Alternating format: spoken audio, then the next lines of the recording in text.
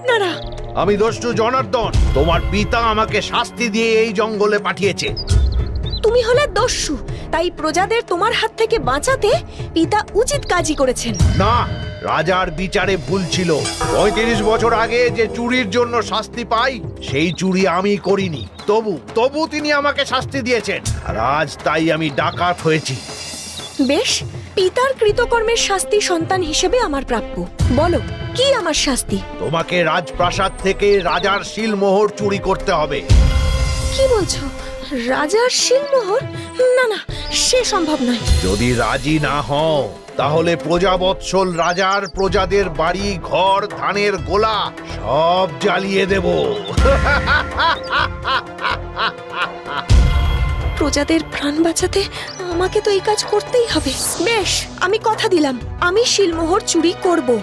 বাধ্য হয়ে রাজকন্যা রাজার শিলমোহর চুরি করে, আর তখনই দস্যু দলে থাকা রাজার এক সেপাই রাজকুমারীকে চোর বলে ধরিয়ে দেয়। মহারাজ, রাজকন্যা তথা ভাবী শাসক যা চুরি করেছেন তা তো তার নিজেরই সম্পত্তি।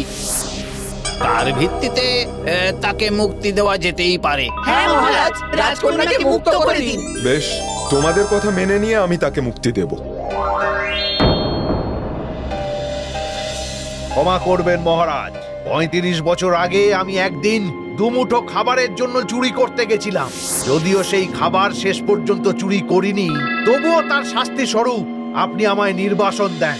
আর সন্তান বলে রাজার শিলমোহর চুরি করেও রাজকন্যা পার পেয়ে যাবেন। ঠিক ঠিক ঠিক বলেছ। এই, কে আছিস? রাজকন্যাকে মরুভূমিতে ছেড়ে দিয়ে আয়। আর রাজকুমারী, তুমি রাজ্যে ফিরলেই তোমার শিরচ্ছেদ করা হবে। পিতা!